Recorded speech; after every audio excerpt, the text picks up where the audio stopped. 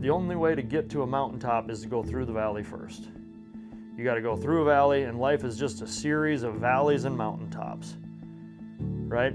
And if you stop short in whatever valley you're in, if you quit and you don't make it to that next mountaintop, you'll never know. That valley might have been your promised land. You know, over top of that next mountain, in that next valley, might be that one, that catalyst that opened the door for you. If you don't know, that's where the excitement is. That's where the adventure is figuring something out. And if you don't have that, if you never acquire that, I don't think anybody really enjoys that to start. But honestly, I think that almost gets comfortable. As soon as money becomes your deciding factor on what you do, your dream just died. I'm Billy with Modern Day Mountain Man, Trust the Guide, and this we're calling Blaze Your Trail. Basically, I'm trying to give what I hope is beneficial wisdom to anybody. Young men is kind of my, if I'm talking to one person, I would say it's like a teenage boy, a young man, middle-aged man. And this episode, I guess, is titled How to Become Anything. It started off as how to become a hunting guide, because that's what I do. That's the most common question I get outside of guys that want to go hunting in Alaska or someplace around the world. They ask me, hey, I would love to do what you do, but I don't know where to start. Well, I didn't either. And what I've realized is there's an old adage, how you do a thing is how you do everything. And I totally believe that to be true. And I think no matter what you're trying to achieve or any goals that you have or ideas of what you would like to do in life, I think these basic principles are going to serve you in that. As I started to do this, I made it specific to becoming a guide, but I realized the actual nuts and bolts of learning how to guide, that's the easy stuff. It's all the back work, I don't know if psychology is the right word, but just the basic principles of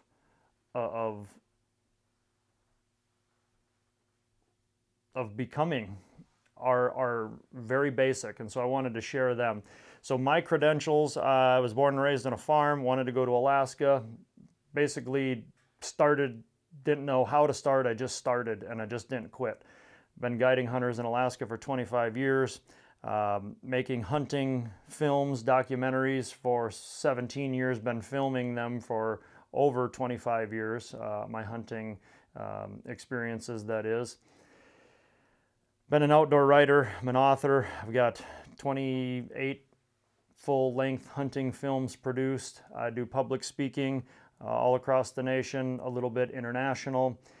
And I dare say what gives me the most credibility is that I've spent 8 years of my life in a tent in the wilderness, and most of that time has been spent with others, namely my clients, who are typically men that are at least to some degree successful, for sure successful financially. And I believe that I've learned a thing or two from pretty much every single one of them, because I've spent every waking moment of a week to 2 weeks with these men, and the conversations that you have and the things that you talk about in those types of settings where you're with someone 24 hours a day, they get very personal, they get very open and honest. And I would be a fool to not have learned things from them. So much of what I'm going to share that I believe that I have to share comes from them, things that I've gleaned from them. So if you want to do something, achieve something, I would say the first question you have to ask yourself is, why do you want to do it? What's your purpose? What's your motivation? And some of the positive responses to that question, I would say, are going to be, well, it's my dream, or I can't imagine not doing it, or maybe you even felt called to do it to where you have to do it. For me, that's what being in nature has been for me. It's just like there really is nothing else. It is my place to go. It's where everything makes sense. And I didn't care. It was never about making money. I wanted adventure. I wanted experience. I wanted to go to Alaska. There was nothing else for me. So it really, that having that desire, that made everything else easy. If you don't have that desire, that clear-cut focus, that one thing, that knowing that there's no doubt about it, come hell or high water, this is what I want to do, it's probably going to be an uphill battle for you. If you ask yourself, why do I want to do this? Some negatives would probably be to make money. If your goal is to make money, you could do that. But I don't personally believe you're ever going to be fulfilled. Whatever, if it's a dollar amount, when you get to that, you're going to be filled with emptiness. There's no fame, there's no money, no power. If it's for selfish, if the reasons are solely for you, if and when you attain that, it'll be worse than if you started, is my belief. Because if you're not giving life to other people, if you're not providing something for other people, there will be no real internal reward. There will be no personal fulfillment to be had. Admittedly, when I went to Alaska, I wanted to experience all the things that come with, hunting in the wilderness. I wanted to shoot a moose, a caribou, and all these things. And honestly, I've never shot a big game animal for myself in 25 years of guiding. What I realized when I got there, it was so much bigger than what I imagined. The wilderness adventure, the wilderness immersion, that's what I love. And by default, by becoming a hunting guide, because I wanted to hunt these animals, but I didn't figure I'd be able to afford to hunt them myself, I figured by becoming a guide, I'd get to hunt them by default and make a few bucks at it, hopefully make a living, was all I was really concerned of doing. But what I realized by default as being a guide, I was serving other people. I was serving my clients. I was making their dreams come true. If I were to go to Alaska today, I would much rather guide a person than a hunter than I would to hunt myself, because I get way more reward making another person's dream come true than I would shooting an animal myself. So a negative, I believe that you're in the wrong direction if you answer the question of why you want to do something is for the money, number one. If you're trying to prove something to others, if you're trying to best somebody, or, well, I'll show that person that told me I'd never amount to anything, if that's your reason for doing something, if that's your motivation, I mean, you're set up on a broken foundation right off the get-go. Because here's a guarantee, you are going to hit roadblocks along the way. You're going to have trials and tribulations, and if it's not something that you love and you're absolutely passionate about and you want to do, it will be hard to pursue, it'll be hard to strive through, and it'll be so much easier to quit. Another negative would be I'm expected to. For me, I grew up on a farm, and I felt not a real strong amount of pressure from my parents to farm, but it was there. And I question if, everybody else was going to college. You go to high school, everybody's, you got to go to college to get a good job. That never rang true for me. But that said, I actually did go to college. It was the worst 3 weeks of my life. But my best education, I think what I had, the greatest asset that I had was the fact that I didn't know anything about Alaska. It was all new to me, and that's what brought my films to life. So a lot of times in life, our disabilities or our hardships, our lack of favor, what's the word I'm looking for? Our shortfalls or our shortcomings become our strengths. Because when I got to Alaska, everything was new to me, and I pulled out that video camera, I was paying attention to all the details, all the subtle nuances that anybody who was familiar with would take it for granted. And that's been the secret sauce of my films, and I didn't even know it. My film started off as home video that I wanted to take home and show to my 90-year-old grandpa that hunted and trapped his whole life, that inspired me, gave me the idea, gave me the spark to go to Alaska, as I wanted to show him what it was really like. And then by default, I started to show others around the world what hunting in Alaska was really like. And so, kind of in a closing of this section as to find your motivation and what's your purpose behind it. If your purpose is to give to others, is to fulfill yourself, there's absolutely nothing wrong with that. But when you can combine it to giving to others and fulfilling a need, you almost can't go wrong. And again, do something that you love. There's an old adage, if you do something you love, you'll never work a day in your life. And I would say that's absolutely true. And that if you love it, no matter what, I always figured for me, like being an outfitter, like having a grand scale, hiring lots of guides, to me, that would just be a job. And if I was to me, it would have been like selling pantyhose. It would have been something that I wasn't passionate about, that I didn't enjoy.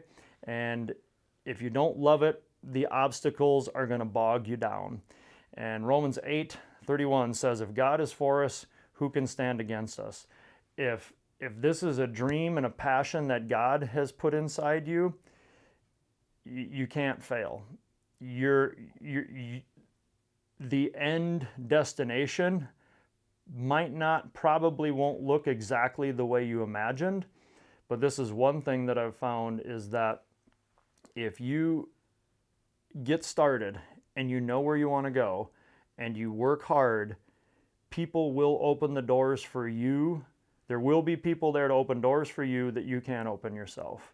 The greatest motivator is hunger. Necessity, the old adage, necessity breeds invention. I talk about brown bears a lot. This is no secret, but a brown bear, he'll grab a salmon at the peak of the salmon spawn and he'll pull it out of the river, get onto the bank, step on it, rip the skin off of it, eat the skin. He'll eat the eggs if it's a female, he'll bite into the skull, and he'll suck the brains out of the fish. He'll actually leave the flesh, the meat, laying there. Why does he do that?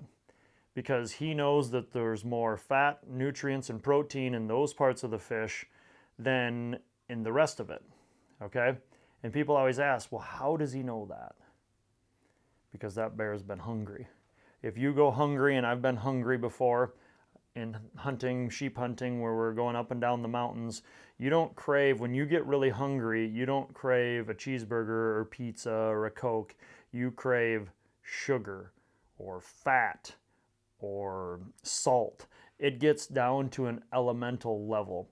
So if you're hungry, your hunger for something is probably the best precursor or predictable factor as to what you're going to achieve, and maybe to the level that you will attain something. So hunger, desire, willingness, that trumps your abilities. And I've had this happen several times. This is no joke, where young kids, young men, high school, college age kids, their mother will call me and say, hey, Johnny I think this would be a great job for him. Would you have anything for him? There is no way in God's green earth that I'm going to want to bring a kid whose mommy called looking for a job for him to think that he's going to have the gall and the grit to go into the Alaskan wilderness for 3 or 4 months and survive on his own. Absolutely not. I would I'd throw that kid's name in the trash barrel right away. It's like your mom asking some girl out on a date for you. That's insane. So if you don't have enough grit to pick up the phone for yourself, and nobody who's nobody in a blue-collar industry is going to take you seriously, for sure. And I've found that this is an absolute truth. If you want an opportunity from someone, they are more interested in what you're willing to do than what they are what you know. They're not going to care what you know, but if you tell them I'll do anything, you don't have to pay me, that's how I got a job. That for my first job in Alaska, that's what I told them. I said, I don't know anything, but I'm willing to work hard. I'm a farm kid. You don't even have to pay me. I'll do whatever it takes. I want to become a hunting guide. If you're willing to give me an opportunity, that's all I'm asking for. And I got a lot of job offers because I was humble. And once I got that opportunity, I was a packer, basically a human mule for a couple of years. And you got to start from the ground up. And don't look at that as, I think a lot of times people, they'll come in and they'll think that they're maybe above that, or they want to get out of that facet as fast as they can, which we all kind of do. But my advice is, when you start somewhere, do everything you possibly can. If this is an industry or a job or whatever it is, if you're really passionate about it, you're going to want to learn everything you can about it, because that's going to serve you. That's going to be the foundation for the rest of your life, for the rest of your career. Learn how to dig an outhouse hole. That's where I started out. Learn how to cut meat.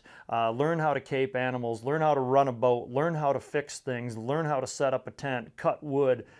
Take advantage and do everything you can. Volunteer for everything that you can. Work hard, ask as few questions as possible, offer your opinions never.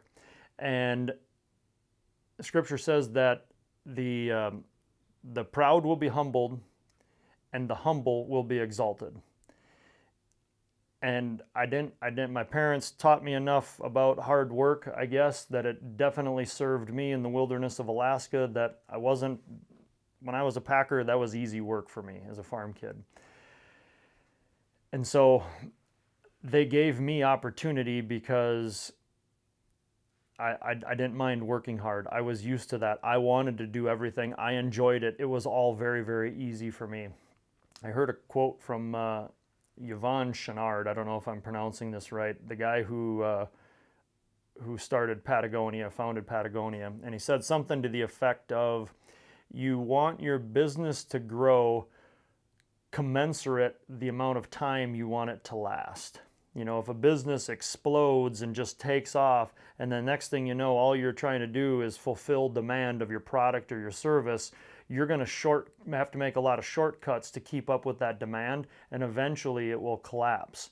And that definitely served me well, is that I started off slow, and I learned slow. I had lots of time. I didn't have any other commitments in life that I could go work for an outfitter. I could show up whenever he wanted me to. I could be there early and help with camp setups, and I could stay late to tear things down. That helped me immensely. And the other thought is just serve others. And if you serve others, Zig Ziglar said something to the effect of, the surest way to make your dreams come true is to make enough other people's dreams come true. That's absolutely happened with me in my guiding. I had a gentleman from Pennsylvania, 60 years old, 2 artificial knees, lifelong dream of hunting Dall sheep. Long story short, guided him. Barry Barton's his name. If you've seen any of my videos, you've seen videos of Barry. Got a nice Dall sheep. Years later, he retired from his job, and he said, hey, you made my dream come true. Now I want to make your dream come true. He knew my dream hunt was to go Cape buffalo hunting in Africa. Paid for the whole thing, lock, stock, and barrel. He just felt like he just wanted to reciprocate. That's all it was. You reap what you sow. And Matthew 23:11 says this, the greatest among you shall be the servant of all. If you want to be a leader in anything, you will have to humble yourself to the lowest common denominator. If you really want your people to respect and follow you, and I'm not saying that from a guy that's got it all figured out that I've done it, but I've been around enough good leaders that is absolutely what they will do. Is they're willing to do anything, and they probably have done it all.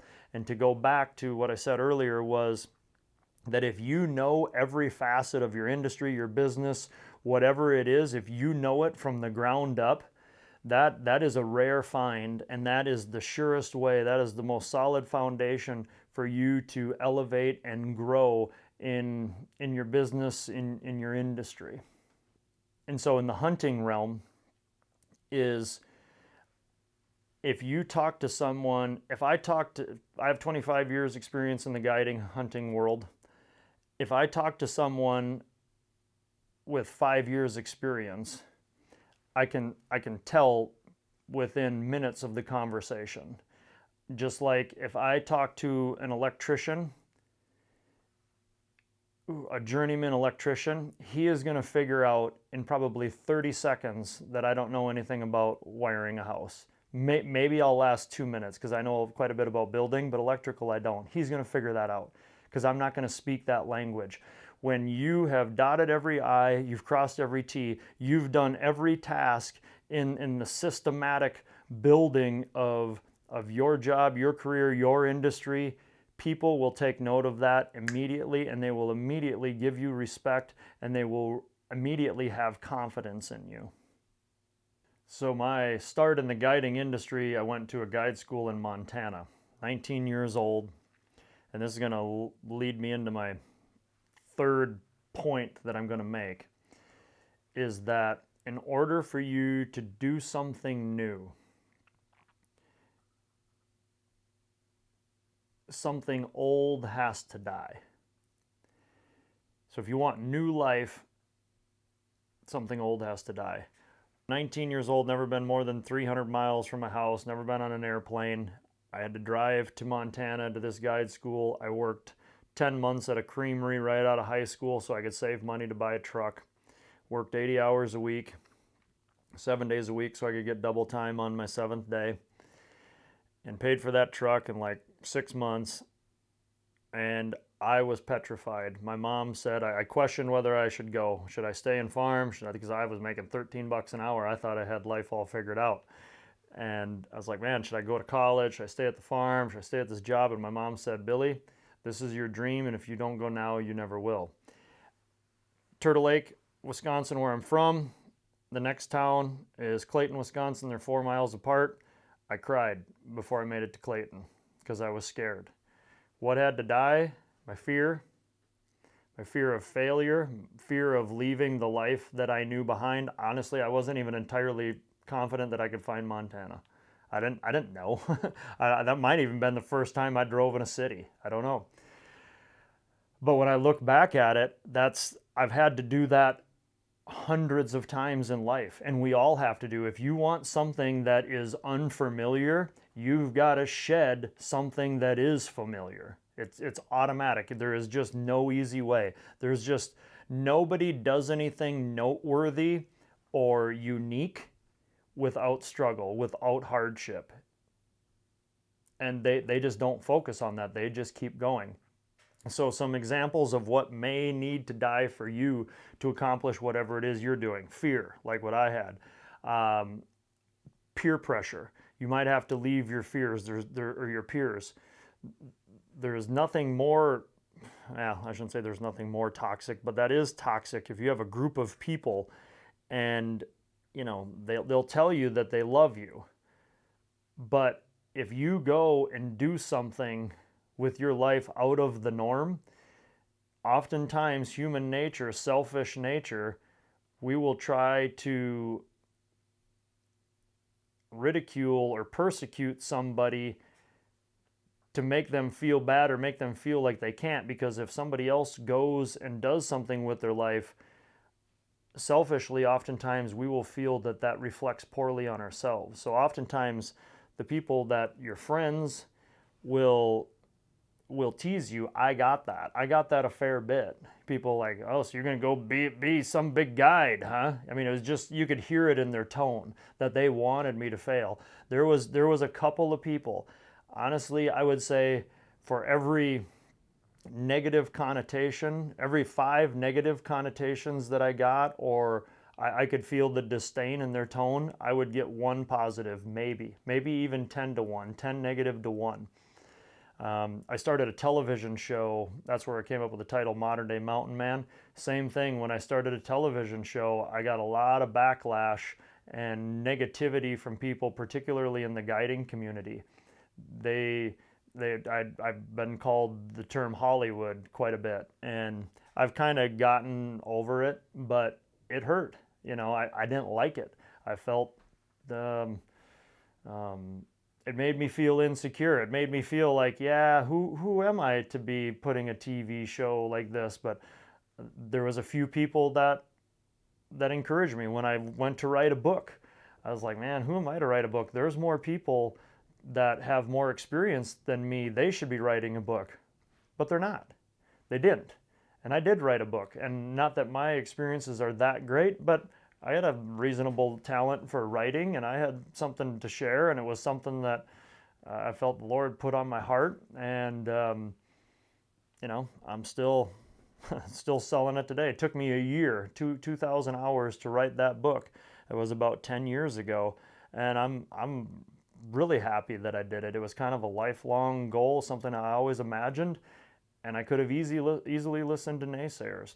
So the other thought, yeah, you may be persecuted. It's going to be hard. There's going to be people that tell you you shouldn't. You're not worthy. You don't have the validity. You're not enough. Somebody else should be doing it. You shouldn't be. Are you going to listen to them or not? Regret. Regret is one of my biggest fears. I don't want to live with regret. I want to give it all. I'd rather try and fail and then be able to look back and know that I failed. Like when I'm somewhere and we're sheep hunting, before I move out of an area, I'm going to look in every last nook and cranny, because I want no doubt in my mind, like, hey, man, maybe we should have checked there, or we could have checked there. I don't want to do that. I don't do that. I want to check everything so I know it's like, hey, there's nothing here. We've tried everything. It's time to move. And so, yeah, you can't care about other people's opinions. I know when I first started putting stuff up on YouTube and got death threats and stuff about hunting, I mean, it bothered me. It kind of made my heart race. Like I'd have to read it, and I'd read it over, and it's like, man, who, man, these people feel that strong. Who are they? And I'd maybe look them up, and I don't know, that lasted probably too long than I'd care to admit, but eventually, just like anything, you'll get over it, and you'll just recognize that, hey, other people's opinions don't matter. But I will say this, because I thought like all that stuff, peer pressure, those kind of things, that ended after high school. It doesn't. Adults are just like high school kids very often. There's a few people that figure it out and grow. We all grow to some degree, but it's not some radical transformation like I expected when you get into adulthood. People are still people. They make mistakes. We all do. But my last thought is Genesis 1:27, which says this, that man is created in God's image. So if man is created in God's image and we're all unique, what does that tell you? It tells me that inside of us is a tiny little mustard seed of God, of God's image.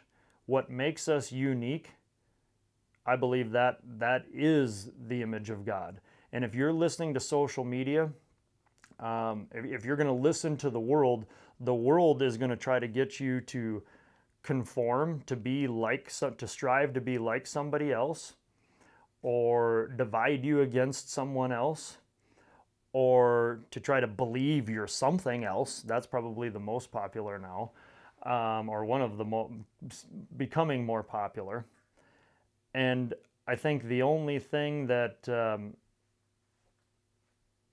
I'll say this, the best part of pursuing your dream is that will bring you one step closer as you realize your dreams. That will bring you one step closer to discovering what that unique mustard seed of God's image is, what it looks like, and who you are. Because sometimes you're going to get to the end of your dreams, realize your dreams, and you're going to realize that, hey, it's a mirage. That's what I realized on many of my dreams, is that being an Alaskan hunting guide did not fulfill me. That wasn't the end all, right? It was great. I was glad I did it. Going hunting in the places that I went hunting, making films, being an outdoor writer, all these dreams that I had as a kid, every single one of them has come true for me. And at the end of that adventure, at the end of that rainbow, I believe that's what I found was God. and what he was calling me to be, and what he was calling me to do, and who he was calling me to serve. And that's why I'm talking to you. Is God has blessed me immensely. People have come in my path that I couldn't have orchestrated it, I couldn't have fathomed it, I couldn't have written it, dreamed it any bigger or any better than this. And to think, it's very, very humbling to think that right out my window here, I stomped around this 440 acres that my grandpa owned. That was my mini Alaska. That was my world. And that's where it all started. I started by figuring out what a red-winged blackbird was and learning what his call sounds like and recognizing a raccoon track from a beaver track. That's where it all started. That's where this dream, that's where this light switch moment, that's where the spark was struck. And what I've come to realize that in the end, there's only one opinion that matters. And Jesus said that the whole Bible can be summed up into this: love God above all things and love your neighbor as yourself. The purpose of everything in nature is to give, through its life, to give something back to nature. And I believe that's what our purpose is in this world, is to give something back to others. So if you want to succeed, if you find something that you love and you can figure out a way that you can do it while giving life, giving something positive back to others, you're about 90% of the way there. And obviously you got to figure out a way to monetize that and to, make that work for you so that you can make it sustainable. But that's about as simple as it gets, and you've just got to kind of bring those components together. For me, as a guide, I had to be able to filming became part of it, and that's probably what really took it to the next level that I didn't expect. In the guiding world, one of the biggest drawbacks that I've seen from guys that had to quit guiding is they didn't have enough financial stability, because guiding is seasonal work. So if you want to get a unique job or career or a business, a small business, that's probably the other thing where I'd say I have a fair bit of knowledge, is running a small business is very hard. Starting it from scratch and doing something that hasn't been done before, it's pretty hard. Most things that I've done have been done before, but to combine them to make a livelihood out of them is pretty unique. So what I've found is that if you want to start something that's new, that doesn't have a category, that there isn't like a mold for it yet, and if that's the case, you're probably going to have to figure it out. You're not just going to go in and be a contractor and build a house. If you want to build a very unique type of house in a different area or something, for example, the market isn't tested yet. You don't know that you're going to have customers, right? But what I've found as a guide, doing something that's seasonal and doing a job that a lot of people would consider kind of a dream job, the hardest thing is making enough money the rest of the year and having something you could fall back on to generate income when you're not guiding. So for me, I learned a trade. I learned how to build things. I could always work with my hands. I was pretty self-sufficient, but I learned how to build houses, do carpentry, roofing, siding, framing, a little bit of everything. Anything that involved a nail and a hammer and a saw, I can pretty well do it. So that was a key for me, and I was hardworking, so I could always find work. So the fourth thing that I want to bring to you is just financial stability. Is don't get yourself into debt. Keep your liabilities to a minimum. You don't want to have regular payments due. That is like a kiss of death. Because if you want to do something for an extended period of time, you don't want to do something for the money right out of the gate. You want to learn it from the ground up. You want to look at it as like an education, just like you go and you paid for college. Or some people do anyway. So you got 4 years. Is if you could approach what you want to do And if you could give yourself 4 years with like a college kid's mentality that, hey, I'm going to spend 4 years, if I make money, great, but I'm going to learn everything about this industry, this job, whatever it is, I'm going to spend 4 years just learning, and whatever money I make is a bonus, you are setting yourself up for long-term success, big time. I tell my kids this all the time, is it's not the one-time purchase that's going to break you. It's the things you do habitually. Like, we don't go to, I mean, I've always been pretty cheap, just ask my wife, but I don't go to gas stations. I bring a water, I mean, I will once in a while when I have to, but if you go to a gas station every day and you buy a Monster and a pack of cigarettes or a thing of beef jerky and you get your breakfast there, it's easy to spend $10 a day. Or if you're buying cigarettes or alcohol, it's easier to spend $15, $20 a day. Okay, so now you times that times 7 days a week, 20 is 140, 40 bucks a week. Now times 50, what do you got? $6,000 a year. That is gonna, that's a big purchase once every year. And that's one thing I've learned, these guys that come hunting, I was always the impression that everybody always says this, oh, you must have a lot of rich doctors and lawyers that come hunting with you. There's very few doctors and lawyers. A lot of it is just self-made men, guys that have started in a trade, they're in construction, or they had a business of some sort. You certainly get the doctors and lawyers, don't get me wrong, but they're just guys that just started from ground zero and just kept building, just kept improving, kept doing more.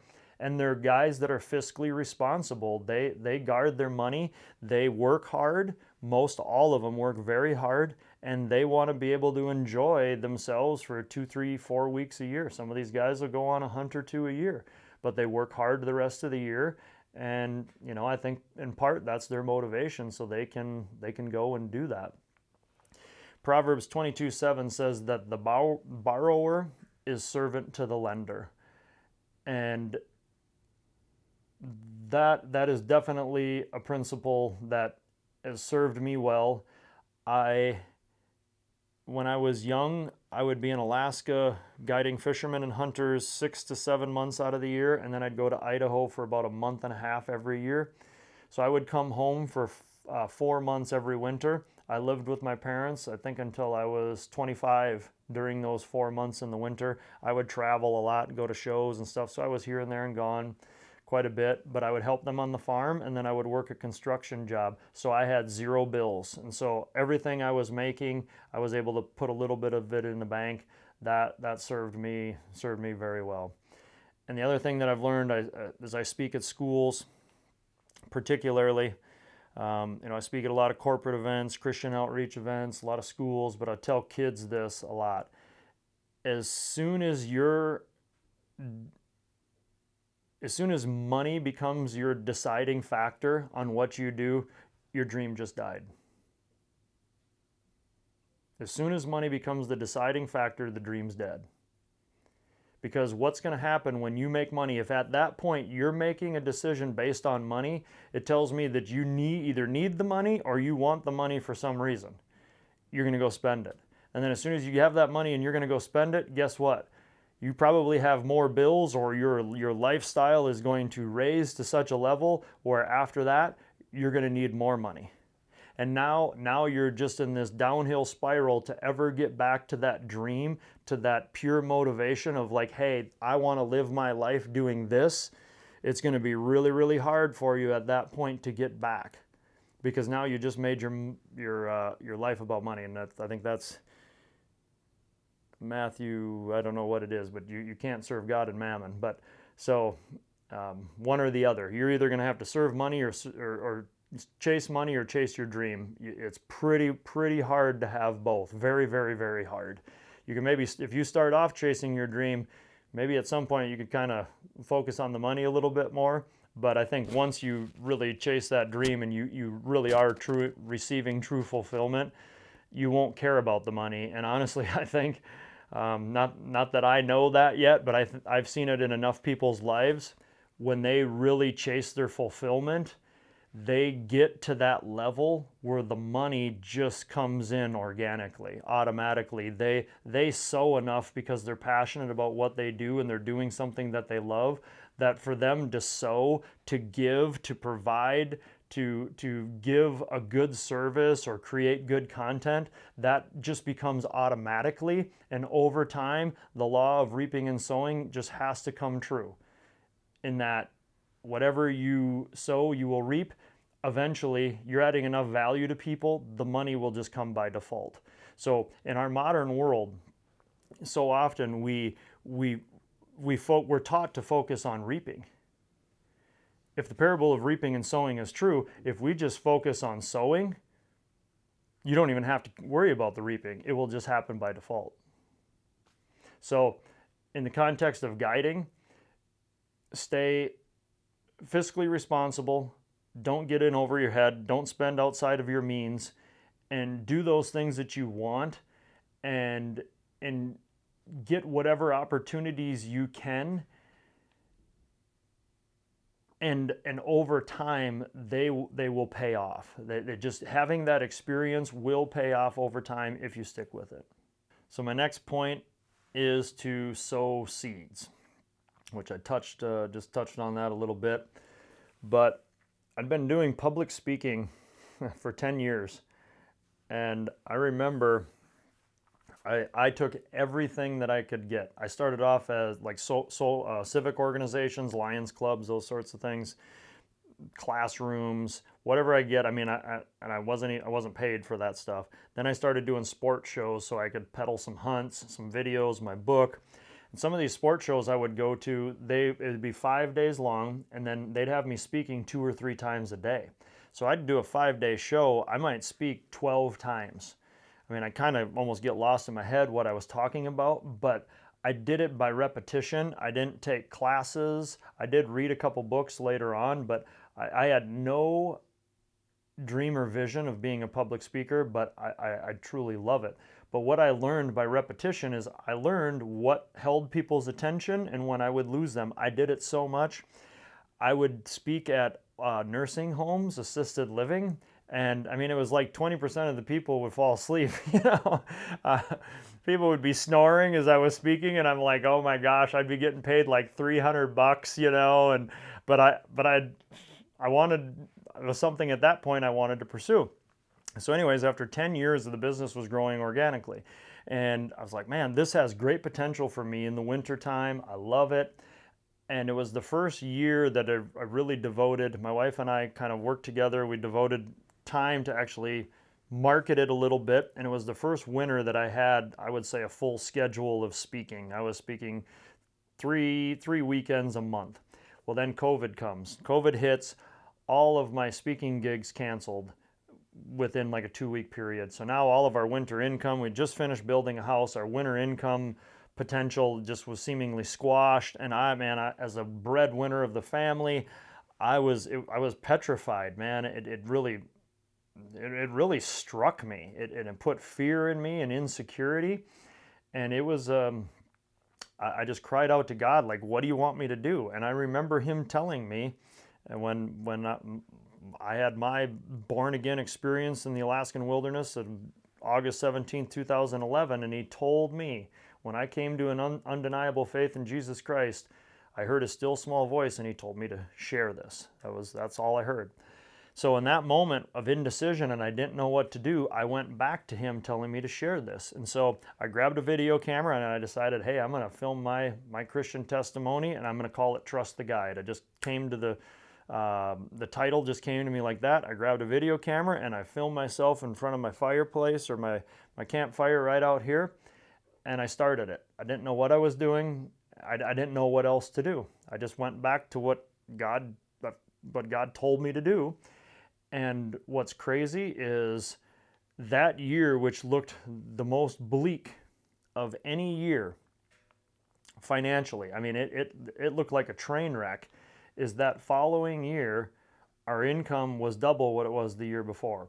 This isn't any prosperity gospel kind of thing, but all I can tell you, and I didn't make any money, or very, very, very, very little money off of the Trust the Guide videos, but what it did is it gave me exposure to people that needed speakers. So it didn't come, most of it didn't come that year. Other people contacted me about hunting, and so I was able to, book some hunters from that. But then the real benefit came the following year or the year after that, because they saw those videos that I did when I didn't have anything else to do. That wasn't bringing me very, very little money at the time, but in the long run, it really paid off. And so that served me. In the same token, when I was a young packer looking to get into the hunting industry, and I wrote, called, emailed every outfitter I could find, and a lot of them sent me their promotional literature that they would send hunters. This was still back in the mail days, this is 26 years ago. So they'd send me brochures, and this one guy sent me a video. His name was Dennis Harms. He had a video, a promotional video that he had filmed, and I mean, that was awesome. You see these big moose and these salmon and these sheep and these bears.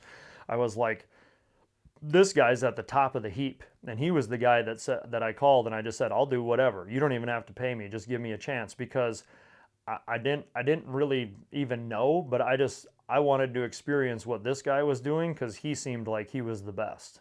And that served me very well. Again, didn't really realize it, more by luck. He hired me, he did pay me. But if you learn from a guy that's at the top, it's common sense that he probably knows the most, or in all likelihood, by law of averages, he's going to probably be able to give you the best education or set you up for success better than a half-rate guy that's been doing it for a couple of years. Dennis had 20-some years of experience at that time, and that was the foundation. That was my college education, if you will, that really got me started. And so my suggestion is to spend an extra year, if you have to, packing. We'll just use this for an example. In the hunting world, you start off for a year or two as a packer, and then you get hired as a guide. Well, inferior outfitters may hire you as a guide really quick, right? They'll hire you as a guide that other top-notch outfitters, you're still going to be packing for them. My suggestion, human nature, is we want to get that guide license as soon as we possibly can to get all the glory and the money and the women that comes with guiding, right? I can tell you it doesn't. But what served me was that Dennis made everybody pack for a minimum of 2 years before you could get a guide's license. And that it gave me so much more confidence to know what I was doing once I did start guiding. And I learned, I would say in the long haul, it definitely paid off, but I'm so glad that I didn't have to stumble through so many hunts to teach myself as I was guiding, because that's an uphill battle. If you're doing something and you're not qualified for it, even a novice hunter is going to recognize it.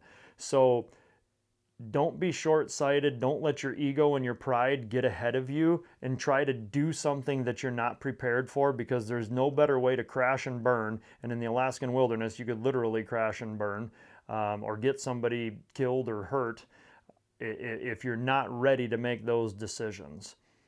So play it slow, get a solid education, and just let it happen organically. And then the opportunities, when you're ready, trust that guy that you're with, in this instance, that's got 25 years of experience. Trust his judgment as to whether or not you're ready. But in the meantime, sow seeds, keep working hard. The opportunity will come at the right time. So my 6th point is seek and you shall find. Whatever it is that, again, as long as you love to do it, devote as much time to it as you can. And even if you're doing something in a roundabout fashion, kind of like for me was hunting, I married hunting, storytelling, video production and storytelling all kind of go together. Video production, writing, and public speaking. Storytelling is that's the foundation of all 3 of those. And then hunting was my passion. And so I kind of married hunting and storytelling and communicating, I guess. And at the what I consider to be my secret sauce of all that is the human element. If I can find the human element in the story of my writing, my video, my presentation, it will be well received. I only found the human element not by writing, video, and speaking, but I found the human element in the 25 years and the 8 years of my life that I've been in the wilderness in a tent with one person at a time. I paid attention to the details. And again, it was just by default, it was just by accident. I just came to know people, understand people in a certain way that's unique. Okay, I don't know everything about everybody, but there's just some little facet that an opportunity that I had that very, very few people have. And so I have this insight that very few people have. And it came to really fascinate me, and I'm passionate about sharing it and understanding it. And that's kind of my secret sauce, I guess, is that human element. And so whatever you're pursuing is just find your unique take, that mustard seed that's inside of you, that unique perspective that you have that nobody else has, that unique life experience that you have that nobody else has. Find that, cultivate it, plant seeds, go after it, and don't stop. It's simple to say, kind of hard to do. Learn as you go. Don't be afraid to make mistakes. When you go to school, you get good grades by getting things right. As soon as you get out of school, you succeed by failing, and then keep learning from those failures and not quitting. So it's almost like the opposite. And I was not that good at school, and I almost feel like I did okay in life, but school was not my thing at all. Not at all.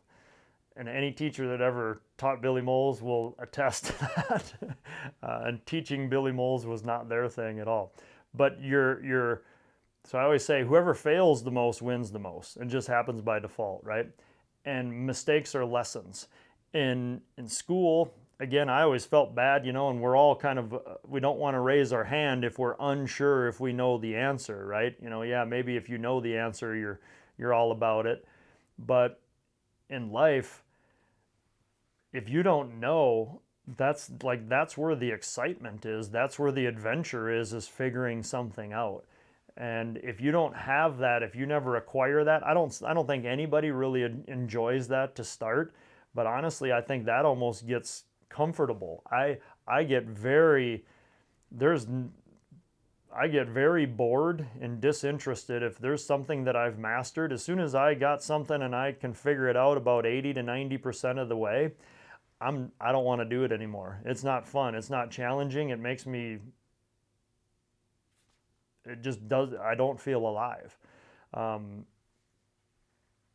That's probably why I've done a fair number of things where I've never done anything to where I've gotten burned out on something. I never want to, it's like the old adage of rut, if you just sit there and you're in the mud and you just keep your tires spinning, you're just going to sink, and it's just going to get worse and worse and worse. But the other thought is there's wisdom and counsel, right? To get people's opinions, particularly if people have been there before. Okay, that's huge. I have counselors and or people that I ask advice for. I've been very blessed. Many of the people that I ask advice from are hunters, people that I've met. Again, a couple hundred men that are successful at a bare minimum in business, all of them in different walks of life. I have a Rolodex of these people that I can contact to get advice, right? But conversely, there's also times where you have to develop your own discernment. Just like you have instinct in hunting, over time of failing and trial and error, you learn how and why to do things. You maybe don't consciously know how or why, but you know that, hey, this is the thing not to do and this is the thing to do, because it's just been honed into you and it just becomes instinctual. Right? And so discernment in any realm of life comes about that way. You've got to practice it. It's like knowledge, or wisdom is knowledge applied or having been tried. Knowledge is very easy to come by, very easy. It's all on your phone. Okay? But wisdom is a pretty rare thing. wisdom takes through real world application of knowledge. And so pay attention to what people tell you, but also if there's something in your heart or again, that unique perspective or life experience that you have, you also have to take that in count. And I'm going to give you this example. Pat Reeves, I love the guy. Of course, he has a hunting show called Driven TV with him and his wife, Pat and Nicole. I asked him about 15 years ago just before I was starting my TV show, Modern Day Mountain Man. I only ran it for 2 years because he was right. I asked him for some advice, and he said, my advice is don't do it, man. It's pretty dog eat dog. It's hard to get into. And he said it tongue in cheek. He wasn't saying absolutely don't, but he's just like, yeah, it's pretty tough. And I kind of recognized what he was saying, and I know he was good-hearted in his advice, but I'm glad that I did it, because I would have never believed it, or I would have never understood it unless I walked through it. What I found that in television, hunting television anyway, is that it's all about sponsorship. It's all about, because you make your money from sponsors. And I recognize that I was not interested in being a spokesperson and marketing. That did not appeal to me. It burned me out, and I quit it. But the good news is that in that 2 years of doing that and losing a whole bunch of money, I produced a pretty good show. It was nominated for some awards on the networks, but I wasn't good at selling advertising. I wasn't good with communicating with marketing directors that work in a cubicle or an office. I could talk to people about hunting, but that was about it. But that made me know that, hey, that is a path that I don't want to go down. And then I just figured, you know what? I'm just going to put these films together the way I want them to be put together, and I'll let the cards fall where they may. I didn't need the money. That's where I had a huge advantage. I could just put something, it was glorified home video really at that point. Because I didn't need the money, that gave me the freedom to just not worry about trying to garner as many eyeballs as I possibly could. To me, I don't want to do that. I want to just produce something that I'm passionate about, the way that I think it should be, and whoever watches it, watches it. That served me. I'm not going to produce something just so more people will watch it. I might produce something that I feel will add value or benefit more people. Absolutely. I'll get fulfillment from that. That will drive me. Hey, if I can help more people by talking about this, that I'll look at. But I'm not going to make I'm not going to show my boobs on here just so more people will watch it. That's just not me. But the other thing that I learned was when I posted videos on YouTube, everybody said, it's like, oh no, your films are really long. They're 2 hours long. You can't post that on YouTube. People don't go to YouTube to watch 2-hour videos. They want them like 5 to 10 minutes, 20 minutes max. And so I had these 2-hour videos, and I went and I chopped them up into pieces, or I had my editor do it, because I don't know how to do that stuff. And we posted them, and it was like, okay, we'll see. And then one film, I just decided, you know what, I'm just going to put it wasn't easy to chop up, so I thought, I'm just going to put this 1.5 hour, 2-hour film on there. Well, what we've learned and what we just recently did is one of our 2-hour films that we chopped up into 10 segments, those videos were getting roughly 100,000 views a piece. And 2 years later, we took that whole film, that whole 2-hour and 20-minute film, and just posted that on YouTube. And in 2 weeks, we got 300,000 views on the exact same content in 3 weeks. Whereas in those little 20-minute clips, those as individuals, we would get an average of 100,000 views in 2 years. So what does that tell you? That tells me that it was the complete opposite of what everybody was telling me about YouTube. But the thing most of those guys they were posting on YouTube was whitetail footage. It was whitetail hunts, which are commonplace, easy to come by. People kind of understand what goes on in a whitetail hunt. Whereas I had Alaska hunting footage, which is obviously a little bit more unique, more rare. And so my point is there's a time when to take counsel.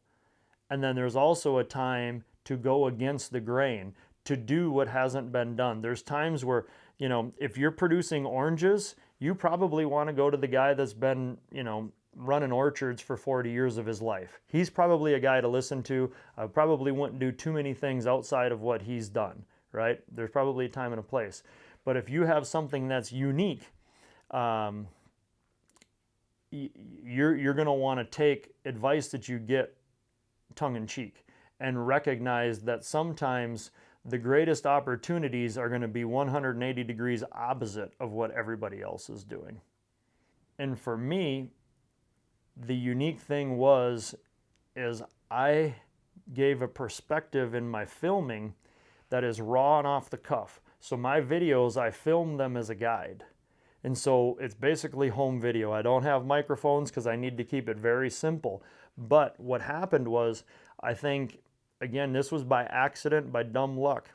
What I feel is that so much of hunting television got so over dramatized and cinematic that people lost, something was lost in that real world, authentic, raw flavor that my videos provided, because I didn't have a cameraman. Number one, I couldn't afford them. Couldn't afford to pay them, and then to haul them in and out of all these locations, it was just too remote and too difficult.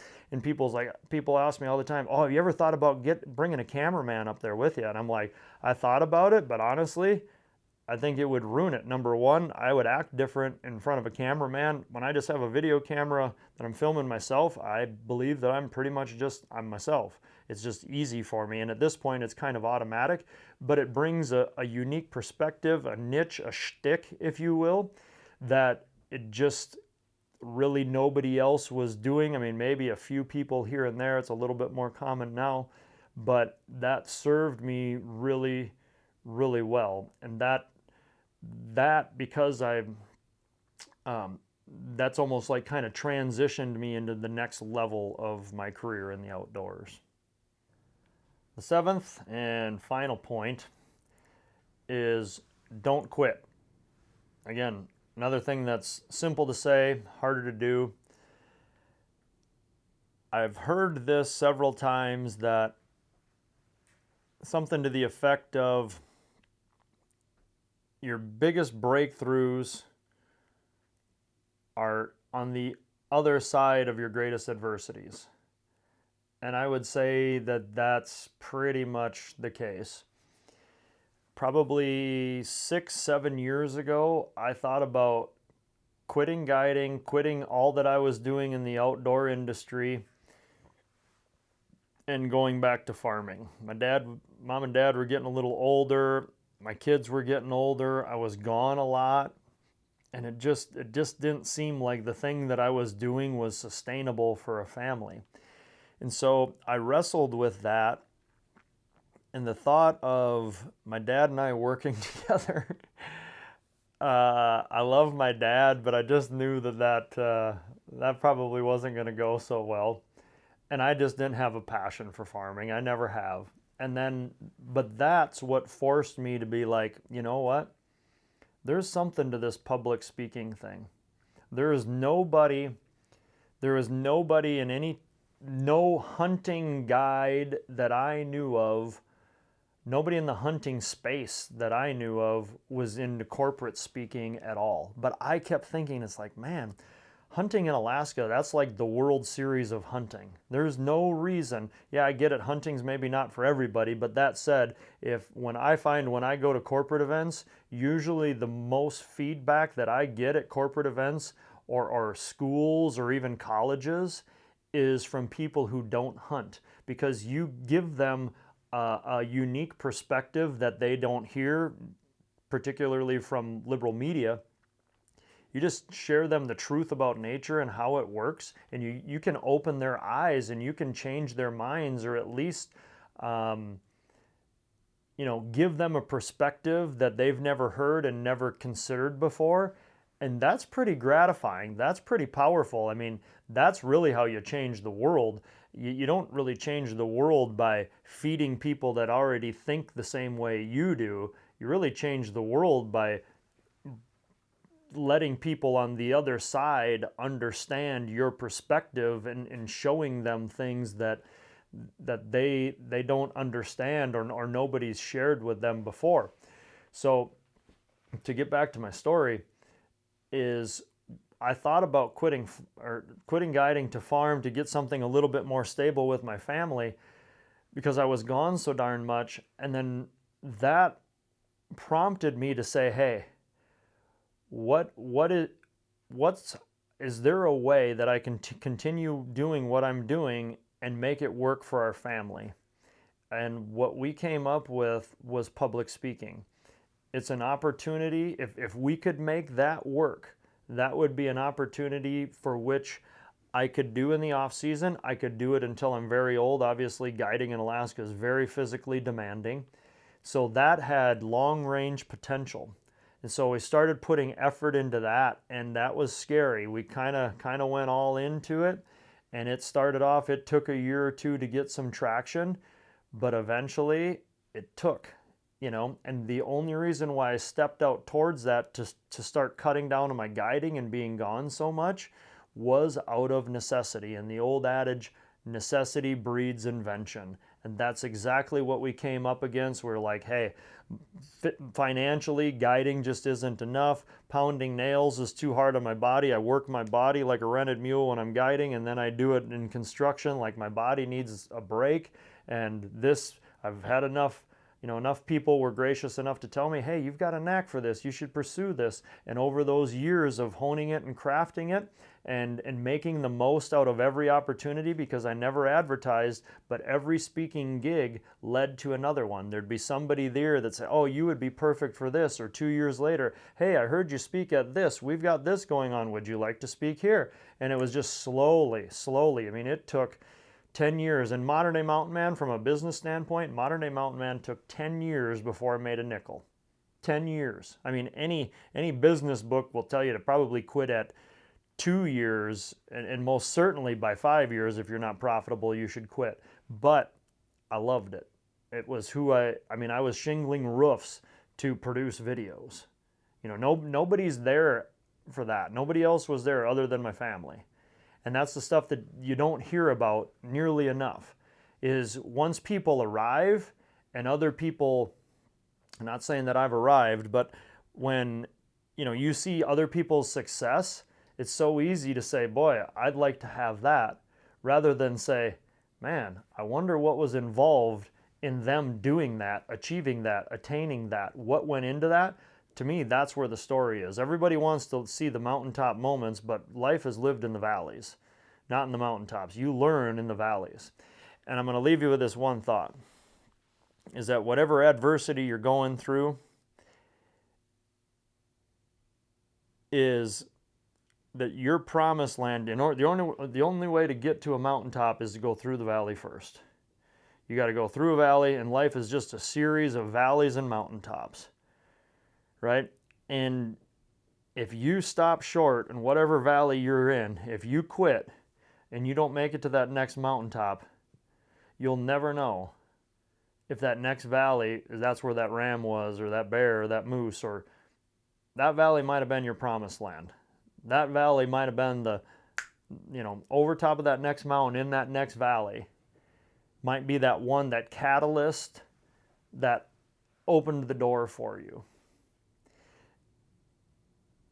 If you have too many distractions or too many commitments going on that are pulling you away from that, you'll never know. That they pull you away from that next mountain, you'll never know if that next valley was your promised land.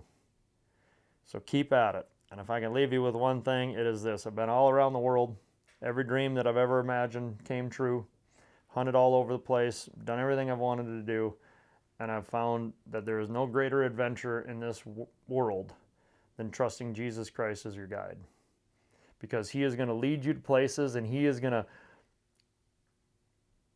through the trials and the tribulations, through the valleys, you're going to come to know Him more. You're going to come to know and rely and love yourself less. And at times that's really, really hard. But when you see the benefits of dying to yourself, because as you die to yourself, you'll be able to give more life to others. That's where the secret to life is. That's my personal take, and that's what Christianity, that's what following Christ is all about, is dying to yourself. The Bible says we're to carry our cross daily, which means that we are to suffer for others. And then that's hard. That's always hard in the present. But over time, you see the fruit and the results of that. There is nothing better in this world than to give to others. There just isn't on the horizontal plane. It just doesn't get any better than that. So as long as you're serving others, the fulfillment will come.